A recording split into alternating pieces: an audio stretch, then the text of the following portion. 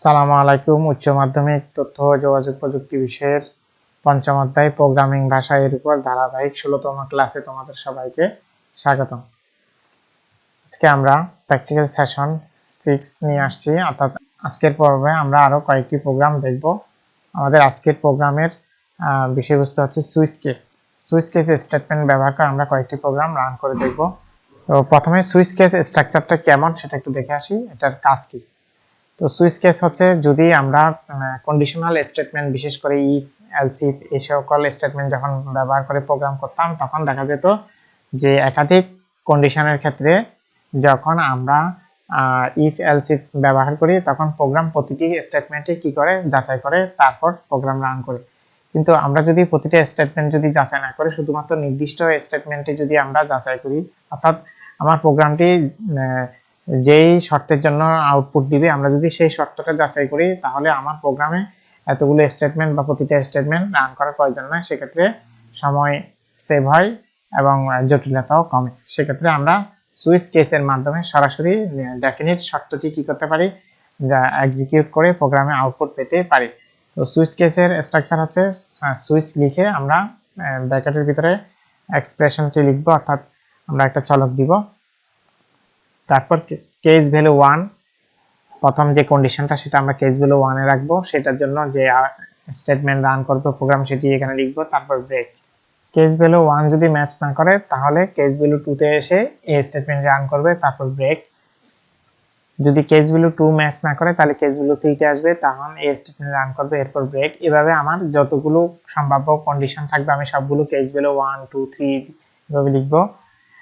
আর যখন কোনো কন্ডিশনের সাথে ম্যাচ হবে না, তখন আমরা ডিফল্ট একটা স্টেটমেন্ট রাখবো, যে ডিফল্টের সাহায্যে যে স্টেটমেন্টটা আমরা সবসময় দেখবো সেটা আমরা ফিক্সড কোনো স্টেটমেন্ট আমরা এখানে রাখবো। তারপর ব্রেক।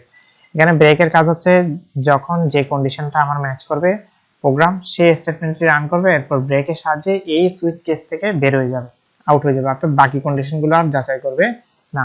ব্রেকের কাজ হচ্ছে এই লুপকে থামিয়ে দেওয়া, অর্থাৎ এই সুইচ যে ব্লক, অর্থাৎ সুইচের যে ব্লক সেইখান থেকে বের হয়ে আসা।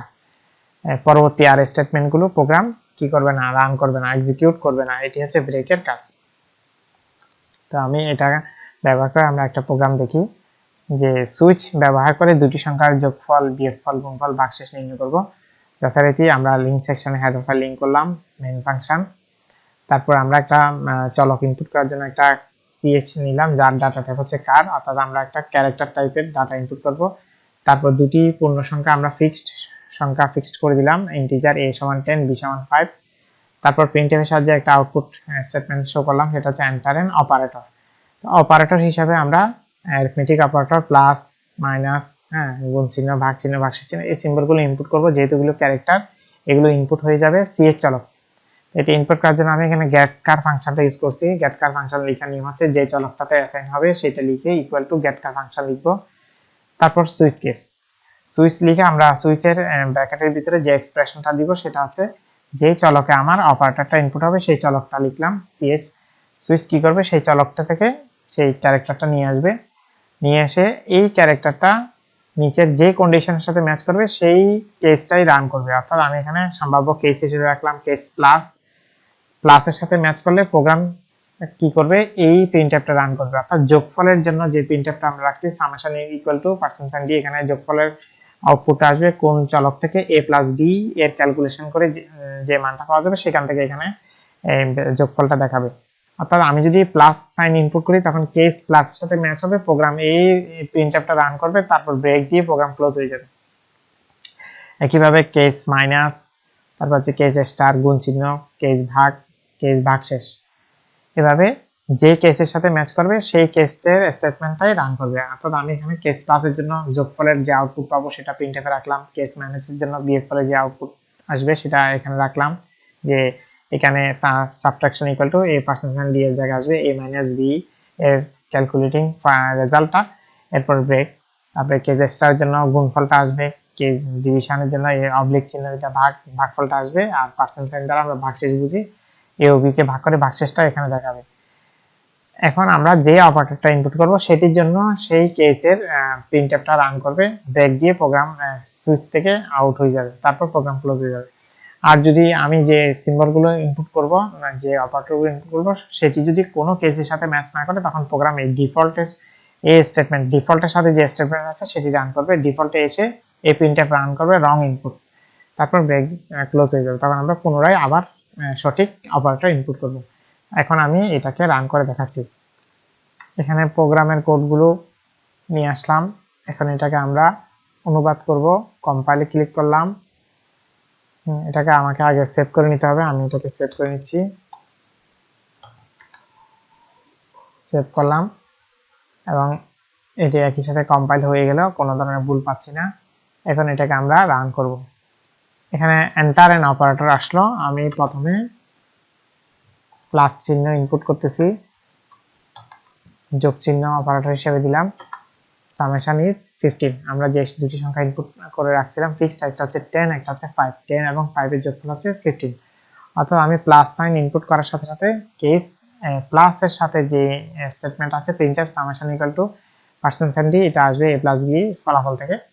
a b এর যোগফলটা এখানে শো করছে, এই যে যোগফলটা এখানে শো করছে। আমি আবার প্রোগ্রামটা রান করে দেখাচ্ছি। আরেকটা অপারেটর ইনপুট করে আমি এখানে ভাগশেষ সিম্বলটা ইনপুট করি, %, রিমাইন্ডার ইজ 0। রিমাইন্ডার মানে ভাগশেষ। তাহলে আমরা জানি 10 এবং 5 এর ভাগশেষ হচ্ছে 0, কারণ 10 কে যদি 5 দ্বারা ভাগ করে ভাগশেষ আমরা কি পাই? 0 পাই। এখন আমি প্রোগ্রামটাকে আবার রান করে দেখাচ্ছি। এখন আমি আরেকটা সিম্বল ইউজ করব, আরেকটা অপারেটর ইউজ করব, সেটি হচ্ছে গ্রেটার দেন। তো গ্রেটার দেন সিম্বল ইউজ করে এখানে এন্টার দিচ্ছি যে রং ইনপুট। যেহেতু এই গ্রেটার দেন সিম্বল এই টাইপের কোনো অপারেটর আমি এখানে কেসে রাখিনি, সেহেতু আমাকে এটা বুঝলাম যখনই কোনো কেসের সাথে ম্যাচ করবে না তখন ডিফল্টের সাহায্যে এই প্রিন্টএফটা রান করবে রং ইনপুট। তাহলে আমরা সুইচের সাহায্যে খুব সহজে প্রোগ্রাম করতে পারি, সেক্ষেত্রে প্রোগ্রাম দ্রুত আউটপুট দিতে পারে। সুইচে যে এক্সপ্রেশন থাকবে সেটির সাথে যে কেসটা ম্যাচ করবে, প্রোগ্রাম শুধু সরাসরি সেই কেসটাই মাধ্যমে সেই যে নির্দিষ্ট স্টেটমেন্ট শুধু তাকে রান করবে, সবগুলো কেস আর যাচাই করবে না। সেক্ষেত্রে প্রোগ্রাম দ্রুত অনুবাদ করে, সেক্ষেত্রে প্রোগ্রাম দ্রুত এক্সিকিউট করে ফলাফল দিতে পারে এবং প্রোগ্রামের জটিলতাও কমে। সুইচ স্টেটমেন্ট ব্যবহার করে আমি আরেকটি প্রোগ্রাম দেখাচ্ছি। সুইচ কেস ব্যবহার করে কোনো একটি বর্ণ বা লেটার ভাওয়েল বা কনসোনেন্ট কিনা তা আমরা নির্ণয় করব। তো যথারীতি আগের মতোই এখানে আমি একটা চলক নিলাম, সি এর চলক, যে চলকের মধ্যে আমরা লেটার ইনপুট করব। অ্যালফাবেট ইনপুট করে দেখব সেটি কনসোনেন্ট নাকি ভাওয়েল। তো প্রিন্টএফ এর সাহায্যে প্রথমে একটা আউটপুট আনলাম, এন্টার এনি লেটার। স্ক্যানএফ এর সাহায্যে সেটি সি এর চলকে জমা হবে। আমরা জানি গেটকার ফাংশন ইউজ করো ক্যারেক্টার ইনপুট দেওয়া যায়, আবার স্ক্যানএফ ফাংশন ইউজ করো ক্যারেক্টার ইনপুট দেওয়া যায়। সেক্ষেত্রে ক্যারেক্টারের ডাটা ফরম্যাট হবে %c।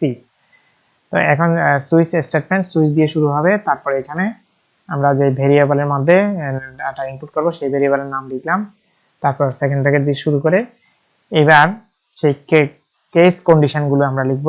কেস এ আমরা জানি ভাওয়েল হওয়ার শর্ত হচ্ছে এ ই আই ও ইউ। প্রথমে কেস এ, কেস ই, এই সবগুলো কেসের জন্য একটা মাত্র আউটপুট দিলে আমি প্রতিটার জন্য আলাদা প্রিন্টএফ লিখি নাই, লিখলেও হবে। তো case A, case E, case I, case O, case U, একইভাবে আবার ছোট হাতের কেস এ থেকে ইউ পর্যন্ত আমরা রাখলাম। এই লেটারগুলোর যে কোনো একটি লেটার যদি আমার ইনপুটের সাথে ম্যাচ করে তাহলে সেটাকে আমরা ভাওয়েল হিসেবে দেখব। তো সেজন্য যে প্রিন্টএফটা হচ্ছে একটা আউটপুট স্টেটমেন্ট হিসেবে রাখা হয়েছে %c ইজ এ ভাওয়েল। এখানে %c হচ্ছে ক্যারেক্টার ডাটা ফরম্যাট। এখানে যে চলকটা থেকে ডাটা শো করবে সেটি হচ্ছে সি এর চলক। আমরা ডাবল কোটেশনের বাইরে সেই ভেরিয়েবলের নামটা লিখব। আর এরপরে ব্রেক, এরপর ব্রেক দিয়ে এই প্রোগ্রাম কেসটাই থেমে যাবে, অর্থাৎ কেসটা পুরো কেসটাই স্কিপ করবে। আর যদি এ থেকে এ ই আই ও ইউ এর মধ্যে ম্যাচ না করে তখন প্রোগ্রাম ডিফল্টের সাহায্যে এই স্টেটমেন্টে এই প্রিন্টএফ রান করবে %c ইজ এ কনসোনেন্ট।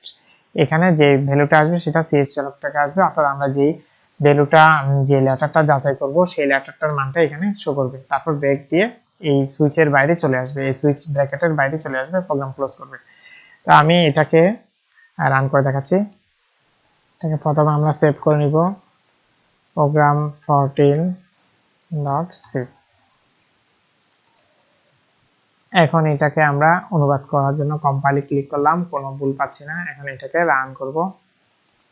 এখানে আসলো এন্টার এনি লেটার। তো প্রথমে আমি এ ইনপুট করি, যেহেতু আমরা জানি এ ভাওয়েল, আমরা আউটপুট দেখব এ ইজ এ ভাওয়েল। এরপর একইভাবে আমি এটাকে আবারও রান করে দেখাচ্ছি। আমি এবার ক্যাপিটাল লেটারে এ ইনপুট করছি, ক্যাপিটাল লেটারে এ ইনপুট করলাম, এন্টার দিলাম, এ ইজ এ ভাওয়েল। এরপর আবার প্রোগ্রামটা রান করে আরেকটা লেটার ইনপুট করে দেখাচ্ছি, ডি। ডি যেহেতু ভাওয়েল নয়, কনসোনেন্ট দেখাবে, ডি ইজ এ কনসোনেন্ট। ছোট হাতের বড় হাতের যে কোনো লেটার ইনপুট করে সহজে এই প্রোগ্রামটির সাহায্যে কোনো লেটার ভাওয়েল বা কনসোনেন্ট কিনা আমি সেটা যাচাই করতে পারি। আশা করি তোমরা খুব সহজেই বুঝতে পেরেছো। প্রোগ্রামগুলো বারবার দেখবে, প্র্যাকটিস করবে, তাহলে খুব সহজেই বুঝতে পারবে। এই শিক্ষাতে আমরা ক্লাসের শেষ পর্যায়ে চলে এসেছি। আজকের মতো এখানে বিদায়। পরবর্তী ক্লাসে আবারও দেখা হবে। আল্লাহ হাফেজ। সবাইকে অসংখ্য ধন্যবাদ।